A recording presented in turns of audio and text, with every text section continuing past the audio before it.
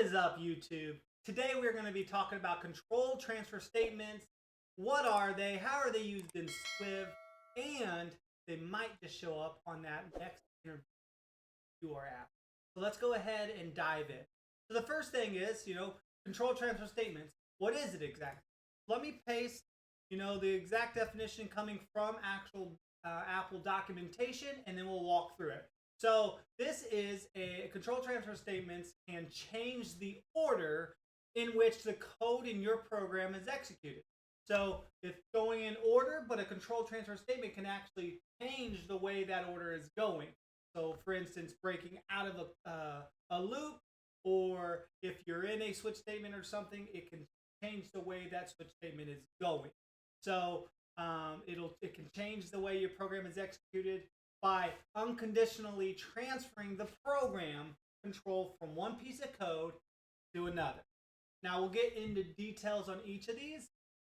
One by one, we're going to go over it, but I am going to let you know this is going to be a high-level discussion and going over the basics. You can dive pretty far into this stuff, but I'm just giving you enough to be able to successfully answer that interview question. So the next question is, in Swift, there's 5 transfer statements. What are they? Now, you need to know this, regardless of if you're interviewing or not. If you don't know these, at least the main 3, then you need to go and study them and understand them, because it is highly important for you to understand what these things are and how to use them, because you're going to be using them often in your code. And who wants to be coding and not really knowing why you're doing something? This will help you in this instance. Okay, so the first one we are going to go over is going to be a continue statement. Next one is going to be a break statement. The next one after that is going to be a fall through statement. Then you're going to go to a return statement. And then the very last one that we will go through is a throw statement.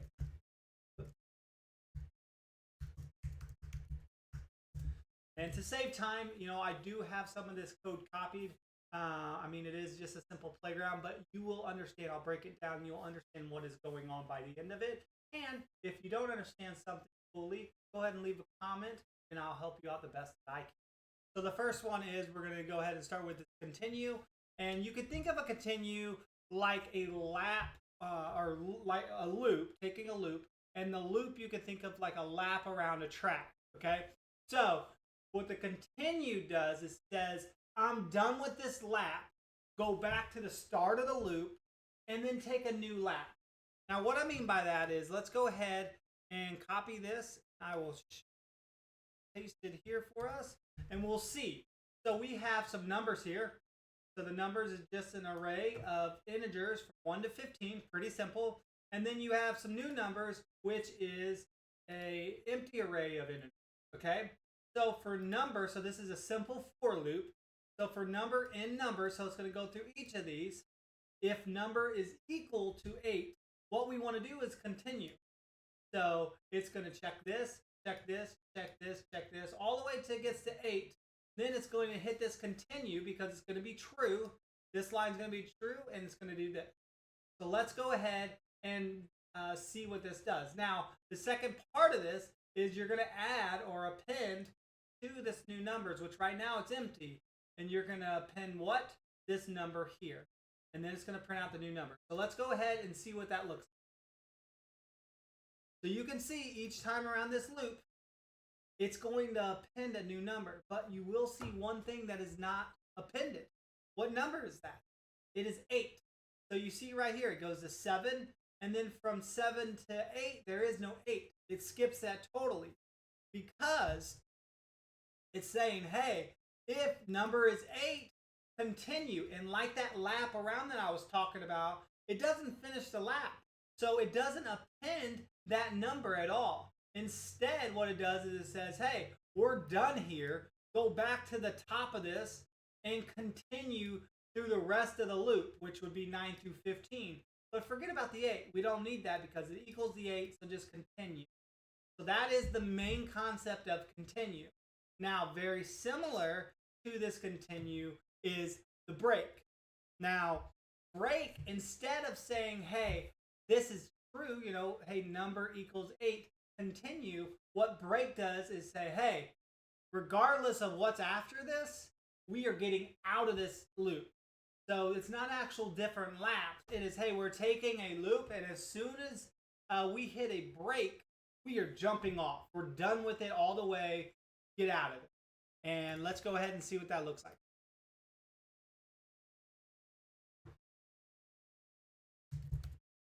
So right here, we have a total count.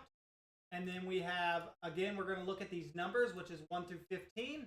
And if number, just like up here, is equal to 8, which we'll switch this. Let's switch this to 6. So if it's equal to 6, what is it going to do? It's going to be true and break out of it. And then you're going to take this total count, which right now is 0, and you're just going to add 1 each time. So let's see what this looks like. And you will see 5 times here. It's printing out right here. The total count is actually 5. Now we have 15 numbers. Why is it 5? Well, because once it equaled to 6, so it went around 1, 2, 3, 4, 5 numbers. But once it equaled to 6, it was like, hey, this is true. So now we have to do what's inside these brackets. And the brackets is saying, break, get out. The loop is done. So you do not continue to the rest of these, which is why you only see the 5 times. It's only ran 5 times. Unlike up here with the continue, it's ran the full 14 times. So that is the big difference with these two. All right, so now we're going to go ahead and see another side of the break, which we're going to be doing it with a switch statement. Copy this real quick. Paste this guy right here. And I'm going to go ahead and comment these two out just right now. And I will, at the end of this, guys, have a GitHub repo so you guys can see these. So don't worry about that. You will have access to that in the video description. So right here, break state with a switch statement. So what I did is, hey, let possible response status codes, which everyone's probably familiar with this or has at least seen this. And what that means is if you go to a website, you get a 400 or you get a 200, which is okay, what the meaning of those actual codes are. That's not super important, but that's what this is building out. So possible response status codes, I'm going to set it to 600 to start. Then I'm going to set a response code meaning. So what that meaning is, it's going to be right here. But of course, we're going to start it out as an empty string. Okay, so now let's look at the switch statement. We're going to switch on this number here. So it's going to go in here. And if the case is equal to this, and if you're not familiar with the 3 dots, you can go look. But basically what this is saying is, hey, from integer 100 all the way up to integer 199, if any of those equals this, then you're going to change the response code meaning to equal this. And 200 and 300 and so on. Then you will see that awesome breakpoint. So if none of these are true, then it's going to automatically default and break out of this loop. So it's going to be done just like before. It's going to get out. So let's see what that looks like. So first off, we're going to go with something that we know is true. So we're going to say a 201. So we know that it should fire right here. Let's see if that's true. So down here, let me explain this real quick. So if the response code meaning is not empty to nothing, which it is in the very beginning, so basically as long as this is set to one of these, then we are going to print the response meaning of this is, and we're going to pass in whatever that response code meaning is. And let's see what that looks like here. So let's print. All right, let's play. And we see the response meaning of 201, which is what we're passing in, is successful responses. And the reason why it got successful responses is because it went to here. That didn't match. then it went to here and said, oh, 201 does match between 200 and 299. So the response code meaning is successful responses. And then that now goes here. So the response of 201 is successful responses. Now, let's look at one like I had before, 600. Let's go 601. We know for sure 601 is above 599, so it should hit this default, correct? Let's see if that's true. And there you go. The response status code of 601 is not a valid code. So what it did is it broke here, and when it breaks here, it doesn't set anything to this response code meaning. So it stays as an empty string. And if it's an empty string, what does it do? It prints this statement. So you can use that break statement in not only a normal loop, as we saw up here where we were just doing a for loop, but you can also add that in a switch statement as well. Okay, so now let's go to the next control transfer statement, which is that fall through, I believe is what we're on now. Let me come up here. Yeah, break statement. Now we're looking at that fall through. Now this is a tricky one, and you need to be very, very careful with it. So what they do is most switch statements, you just saw it. It will not fall through to the next case. Meaning, if this was a 201, it'll hit here, and it will not go to 300 or 400 or 500 or even the default. It will stop and get out of this loop. It doesn't fall through.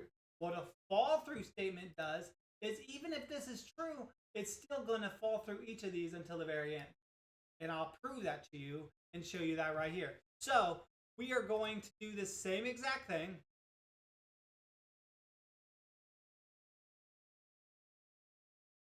Copy, paste that here. And again, I'm copy and pasting just to speed up some of this so I can explain it a little bit longer. So we are going to do the same exact thing. So I'm not going to explain this like I did the first time, but this is the same switch statement, except you will notice I use fall through at the end of each of these cases. And now let's see what happens. So we're going to do a 201, just like we did before. So it should stop right here, right? And it should say successful responses. Let's see if that is true. Now, the response meaning of 201 is server error responses. Wait a minute. 201 is not server error responses. 201 is a successful response. So why did it go all the way down here? And the reason why is because we use this fall through. So although it was true here, it said, okay, we're true here, so we must be true the rest of the way down. And the very last case was server error response. So that's why it made that the server error response. But that's not correct. So when you're using a fall through, you need to make sure you're using it correctly. And that's why you don't see fall through used a lot. But in Apple's documentation, they had a pretty good fall through that made sense. So let me grab that real quick for you, and I'll show you that too. So let's go ahead and comment this guy out. Because you might be thinking now, like, wow, so why would you ever use fall through? Well, here's a perfect example. So we are looking at integers to describe. We're going to set that to 5. And then the description is the number of the integer. So the number 5 in this case is what? So now we're going to do the same switch statement on integer to describe.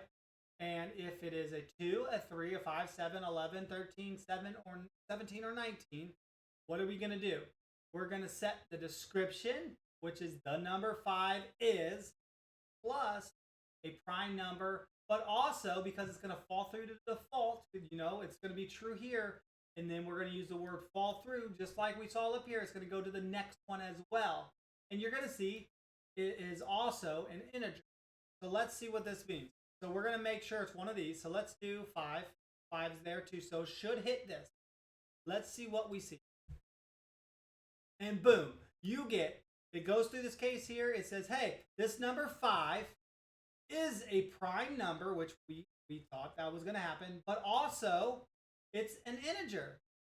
And then that's right there on the default. So that fall through allows it to not only see this case, but still keep going. But sometimes you want to use a fall through and hit multiple cases. And that's what you're doing with the fall through. So it can be powerful and very useful in certain cases if you use it correctly. But if you use it incorrectly, like we saw up here, you're going to get the wrong code and it's going to be a mess. You're going to get bugged. So when you use fall through, make sure you're using it in a situation that is actually needed. So that is the description of the fall through. Now let me show you this too, which is pretty cool. Let me pick a number that's not here. So let's just do 25.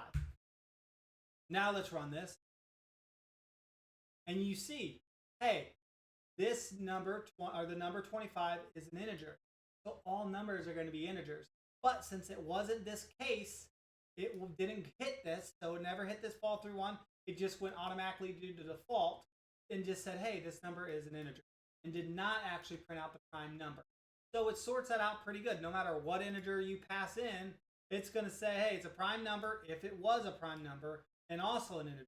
If not, it's just going to print out, hey, this is an integer. So it works perfectly. Great spot to use a fall through. But again, be very, very careful with that. Okay, so now we are going to go down to the next one, which is a return statement. Okay, so first, I need to explain a guard real quick.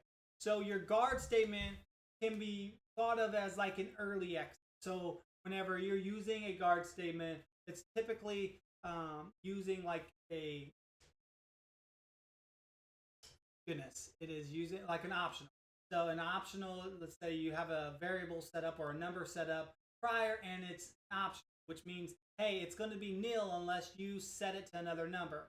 Well, if it's nil, you want to do, hey, guard let number is equal to your nil number or your optional number before you actually use that, just to safely unwrap it to make sure that that in fact is set to a number. If not, get out of there. Now that might mean, if you're very, very new to this, that might confuse you a little bit. So let me actually show you. And also with the guard statement, it's very, very similar to an if statement, except if can have an else, like if A is equal to B, print yay, else print nay. Okay, so you can do an if else, but you don't have to do the else sign. With a guard statement, you must always do an else. Cannot have a guard statement without an else. So keep that in mind. That is something that you will need to know. And now let's explain a little bit about this return. So first off, it occurs in the body of the function or method, and it causes the program execution to return calling a function or method. So it returns it. So let's see what that looks like. We're going to do this guy here. And here we go. So we're going to make a function here. This is is the number even or odd is the function I made. Okay. So first off, and you're going to get this warning here. No matter if it's even, you're going to get it here. If I change this to odd, you should get an error now saying it'll never be executed, which we know that. But that's the whole point of it. So let's go ahead and start at 24. And what this is going to do is we're going to do this guard statement, and this is that else I was talking about. You cannot do a guard without having an else. And what this means is, hey, here's this guard. If this is not successful here, then run else. Just like an if else statement. However, with this, you will see this awesome word here, which is returning it. So if this fires, return, and then you'll finish the rest of this loop. So let's go ahead and set this var to 24, and down here we'll run this. So is 24 even or odd? So you see, 24 is an even number. So it goes right here. It says, hey, if is the number 24, if you divide that, or is it divisible by 2, and will that equal 0? No, it will not. Then you will print this. If that's true, you're going to print this. And I'll prove that to you. So let's go ahead and do 5. So let's run this again, and you'll see, hey, is 25 divisible by 2? Will that equal 0? Will it? No. So else, on this else statement. What does this else statement do?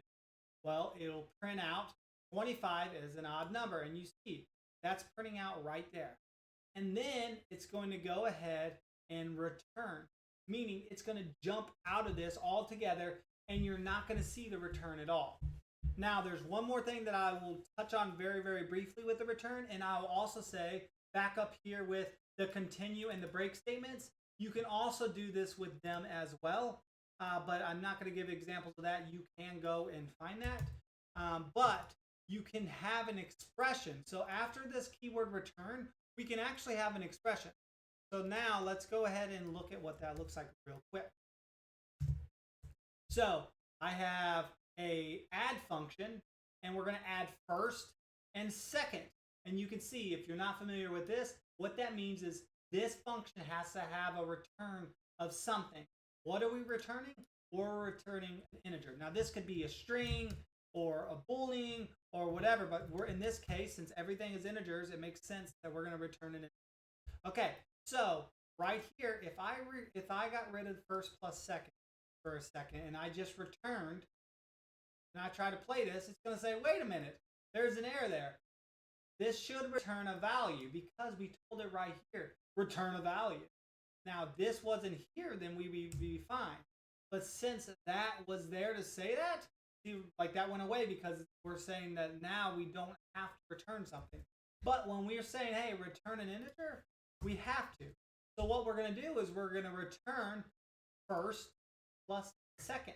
So whatever we pass in here, that's what return is going to equal. So now we could also do this to make this more easier to read. We can say let new number equal, or first plus second equal this. And then we can return the new number. We can do that as well, which you'll get the exact same thing. So we're setting this here to be first plus second, but we can shorthand all this and just return first plus second, all you need. Now let's see this in action. We're going to do an add, first plus second. Now let's do 10, and then the second number 15. So very easily that should be 25. Let's see what that looks like. And just like that, bam, it's going to print out right here. Hey, that first plus second is 25.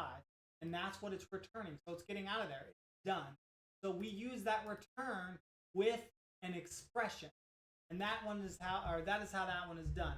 Now, let's go into the next control transfer statement. And also, the last control transfer statement is throw. So with functions, you can have the wrong input added, which that's the case we're going to take in this example, or something internally could have gone wrong.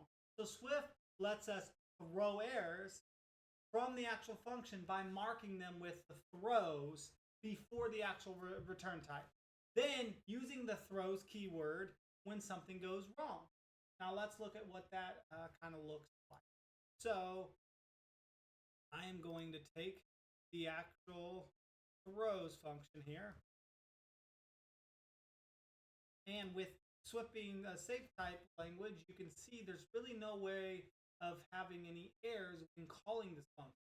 So I just made a simple enum, and all this is called a number error of type error, and the case is a negative number. So what we're going to do in here is up here, it's the same exact function we did here, except I named it different.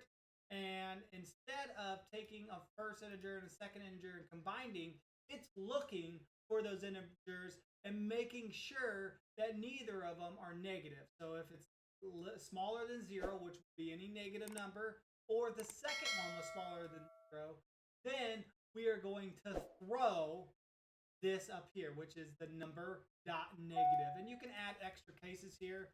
So case test, and you could have done a number error dot test as well. Test.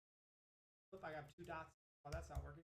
Test as well. But we are only going to use the one, and that's all we need in this case. And it's negative number. So the way we're able to do this throw, though, is you see this keyword up here. So before we just had a return of integer. If, like I said before, we put a throws before this return, then that's telling this function, hey, we can throw an error. So throw this error if this is a negative or this is a negative. And then if all else, if this is good, then we're going to return like we did up here, which was for returning first and second. So let's try to do what we did here and just call it. So if I did add two numbers and then I do negative 15 and then 10, that's a negative number. We should be good, right? We should just see it work. Let's see what happens. Oh, it says call can throw, but is not marked with a try. So whenever we have a function that throws, we need to mark it with a try. But also, you need to unwrap it with a do catch. So we are going to do the same thing, but we're going to do a do this, and then we're going to have a catch statement here. Now you're still going to have an error here because you have to add that try. So right here, we're going to add the keyword try because it is a throw statement. It has a possibility of having an error. So now, if it's good, we're going to go ahead and print. Let's just say, yay, no negative number. And then if not, what we're going to do is we're just going to print, oops, you chose, how would I word that? You have negative number. You have negative number. Or I can do number, or either one of those were negative or both. Number or numbers were negative. Okay, now let's run this. So we're going to do the same 15 plus 10. And boom. Oops, you have a negative number because we pass in a negative 15. Let's remove the negative now. Yay, no negative numbers. So we are using this throws here before the return to basically say, hey, there might be an issue with this function. Let's go, meaning there might be a negative number in this case. So if there is, there's nothing stopping them from entering a negative number here. But we want to stop them, and we're able to add that by doing a throw here and then adding that error, but also printing out or doing some logic here if there is an error. So that is super helpful in your code as well. And that is the fifth and final control transfer statement. So I hope this was beneficial. I hope you learned something here. If you like the way I brought this content to you and explained, please give me a thumbs up, share or comment on the video. That helps as well. And if you have not yet, I am planning on bringing a ton of more videos out. So go ahead and click that subscribe button, and I'll see you in the next one.